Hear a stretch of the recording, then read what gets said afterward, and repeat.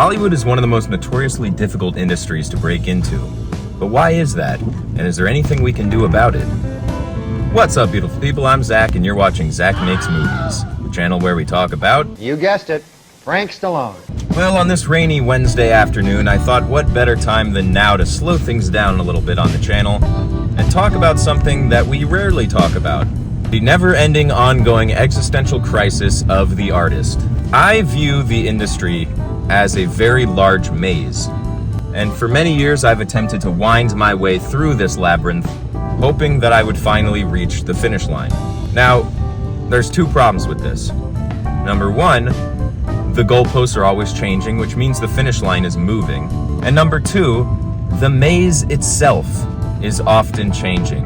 You may see a path that appears incredibly clear before you, only to get there and find out it's another dead end. Well, what are some examples of this? Well, in only the last decade or so, the industry has changed massively, be it with streaming services, be it with the death of physical media, DVD releases, which used to account for 10 to 20% of the industry. And now that that is dying out, that has become replaced with the streaming model, and the streaming model does not pay artists nearly as well as previous models did.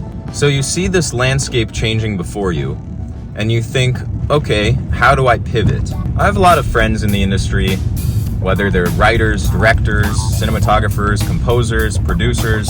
All of these people are artists, and all of these people have found similar struggles with breaking into the industry one way or another. Now, some of these people have been fortunate enough to be paid for their work over the years. Some of them have had smaller gigs, working on short films, working on television series, working on music videos, working on various projects that may not necessarily be the ultimate end goal for them, but have allowed them to pay their bills while they're attempting to break into Hollywood. Now, this in itself is a huge success. It's something that I have strived for a long, long time. Being able to regularly pay your bills with your art is a miracle.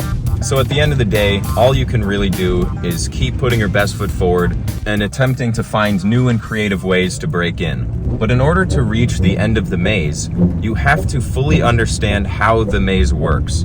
I think the problem for a lot of people is that they find themselves deep within the center of the maze, and they think, I'm so close, I'm surely inches away from my goal, so all I can do is keep pushing forward in this direction. But you know the old expression, the definition of insanity is doing something over and over and over and expecting different results. Well, that's not necessarily always true when it comes to trying to achieve a very difficult goal, but the concept stands. Now, in this industry, that doesn't necessarily mean you stop doing that particular thing, but it does mean you should add on an additional way in. So an example for me is that over the last decade, I have used a site called Inktip to try to sell screenplays. This site helps connect producers, managers, screenwriters, and executives together to try to help sell and purchase original screenplays and hire writers for projects. Now, the first several years that I used this site, my scripts weren't good enough to sell. And I didn't really know that at the time. You can't know that at the time. The only way to be able to convince yourself to move forward in an industry as difficult as this is to have a little bit of blindness to reality. So the only thing that has gotten me as far as I've gotten is my ongoing ego in thinking that whatever I'm creating is great. The alternative to that is what I see a lot of times with friends in the industry who don't seem to be able to hold on to their successes. And you have to be able to do that. You have to be able to mark down every win you have and look at your upward trajectory as exactly that. And a lot of these artists look back on their works and all they can do is see the problems. All they can do is see what they should have done differently. And that's fantastic if you're gonna use that in a positive way and improve your art, but you can't just beat yourself up for having grown. I had a friend who told me the other day he thinks that he has selective memory because he's never able to cling on to those successes. And I told him, you don't have a selective memory, you have body of work dysmorphia. I think a lot of artists have that. And it's a shame because you do need a mix of those two things. You need a healthy amount of ego to be able to push forward and still see your vision. That's I think something that a lot of people lose after years in the industry. Go ahead. A lot of people lose the hunger, the eye of the tiger, the feeling that they are going to make it. And you need to have that feeling if you're going to make it. It's exponentially more difficult to succeed in an industry like this if you don't see the vision. So I have to often remind myself to, what people call today manifesting, really start to see the end goal. I have always had kind of horse blinders on when it comes to my future goals. I have specific things that I want to accomplish in the short term.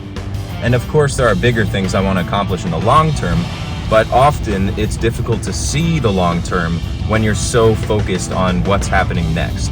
I have these specific goals that I would like to achieve over the next several months, over the next year, with respect to, putting out my first feature film that's almost finished, with respect to selling a screenplay, with respect to getting another movie made by another director. But when you get so bogged down in the short term, you start to kind of lose that vision. And I'm not talking about the artistic vision of your individual projects. I'm talking about the overall vision.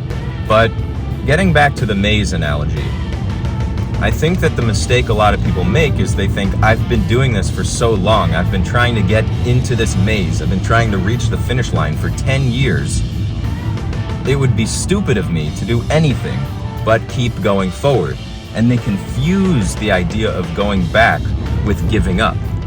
Now here's the thing. Giving up is when you run out of plans and you stop trying to come up with new ones. But I'm not talking about giving up. All I'm suggesting is that if you've been trying to get into a maze for many years, sometimes the better thing to do is not to keep pushing forward, but to go back outside of the maze, take another look at the map, and then go back in. You can take a breather, exit the maze, and come up with a new plan. And every 6 to 12 months, I feel like I have to do that in one way or another. I have to kind of sit myself down, reevaluate, and determine whether I am on the right path or whether I need to find a new one. This website I've been using for over 10 years to try to sell scripts, you can chalk that up to a total loss and go, God, I've been subscribing to this thing, I've put money into this, I've spent God knows how many hours, I've attempted 600 times to sell various scripts. And you think 600 times, man, I mean, you'd think that it was, if it was good enough, you would have done it by now. Well, that's the thing. A lot of those scripts I was trying to sell on there were not good enough. There's one script in particular that I pitched 100 times before moving on to a different script. The first few years on this website, I was pitching scripts that I had written only a few years into my screenwriting career. And, you can come up with some great scripts only a few years into your screenwriting career. The problem is that my screenwriting career started in high school. So I was only 18 years old thinking, oh, I got this covered. I can write a script that will really resonate with people in the industry. And that just wasn't going to happen. For the first few years on this website, I was essentially wasting time and money trying to pitch scripts. In some cases, the script itself wasn't good. In some cases, the concept wasn't good. In some cases, the pitch wasn't good. The logline was wrong. The title was wrong. You have to look at things like that. You have to understand that in order to sell a script, you need to have a great concept, and the title needs to tell the reader what that concept is. I often find that I'll come up with a really cool title. For example, this script that I pitched 100 times, it's called Fish in the Snow. Very cool title that tells you fucking nothing about what that script is about.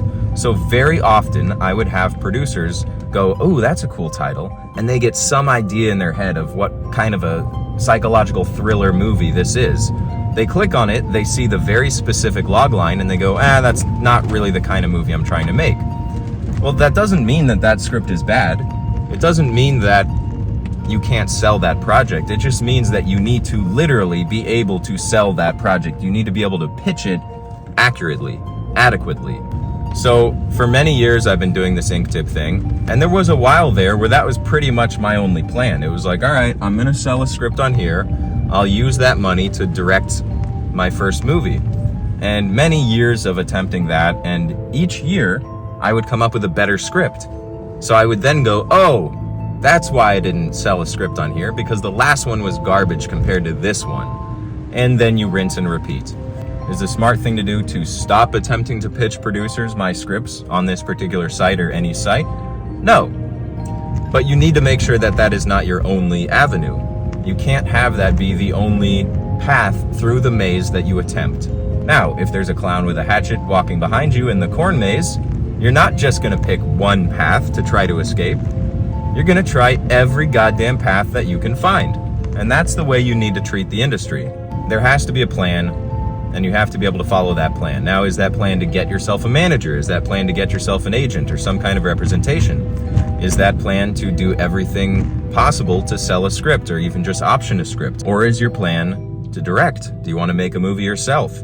Do you want to work on film sets? Do you want to work a specific position, work your way up until you can get to a point, maybe you're the director? Whatever you want to do, you need to have a path.